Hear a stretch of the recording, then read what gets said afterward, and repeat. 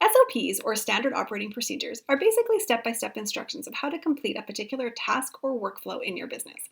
While maybe not the most glamorous or exciting part of running a business, properly documenting the way that your company completes its core functions can be the difference between a business constantly in chaos and one that is calm and collected.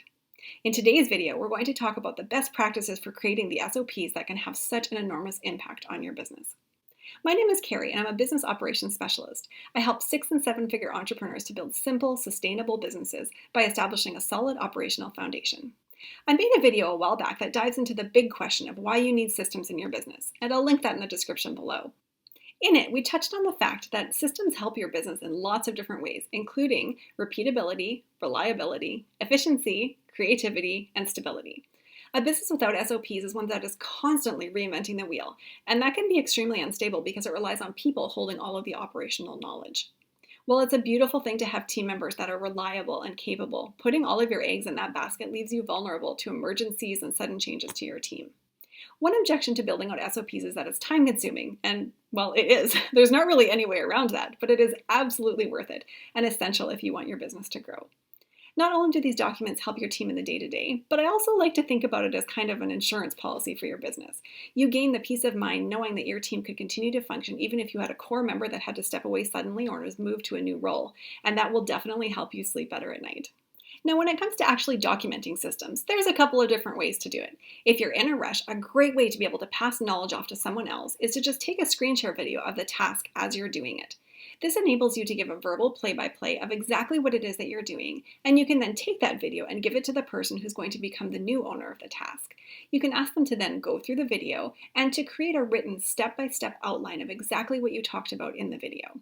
It also enables them to be able to take screenshots and add them in with the written instructions, which is really helpful because people learn in a variety of different ways. Some people love video. Some people like to be able to read things and look at screenshots and have it really cemented in their minds in that way. One of the other bonuses is that having a step-by-step written account of what's going on makes it faster when someone needs to go back and reference it later on, so they don't have to search through an entire video for the exact answer that they're looking for. A big benefit that comes from this is that the person now who has fully built out the SOP takes ownership of that task.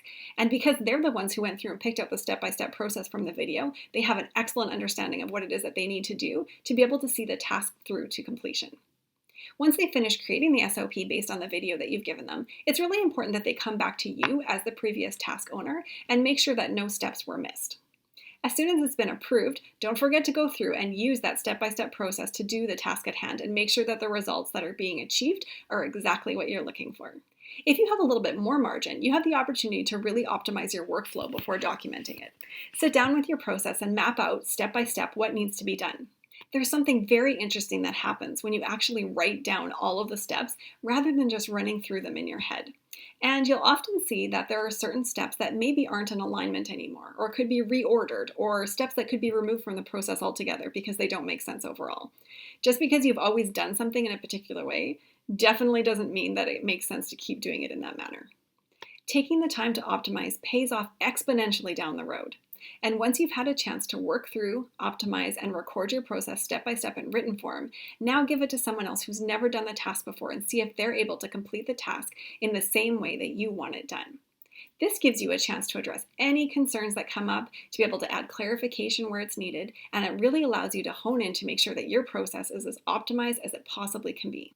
Once you know that the process is repeatable and it's consistently yielding the result that you want, now is a great time to go through and film that step-by-step video to ensure that everything in the video is 100% accurate. Now, one mistake I see a lot of business owners make is that they'll take the time to create SOPs, but then they don't actually keep track of where they're stored. This ends up being a huge waste of time and energy, so please make sure to track them and keep them easily accessible. If only the person who made the SOP knows where the document is, that really doesn't help anyone. The other big mistake I see is not keeping the SOPs updated. Changes are a given in business, and updates to platforms or to your procedures can easily leave SOPs out of date and impossible to follow. As you create or modify your SOPs, please make sure to keep careful note of when they were made or last updated so your team can circle back to them on a consistent basis. If I've managed to convince you of the importance of creating a bank of SOPs for your company, please check the description box below this video for the link to my SOPs Made Simple guide. It covers all of the essentials that you need to create this kind of stability in your business, along with the kinds of SOPs you can create, an SOP template, a sample SOP, an SOP checklist, and a master SOP list where you can track the links to all of the documents along with the date that they were last updated. I promise you'll never regret taking the time to get your business's workflows dialed in. Your team will run more smoothly, you'll find yourself able to step away from your business, and you'll breathe easier knowing that you're setting your business up to grow and scale.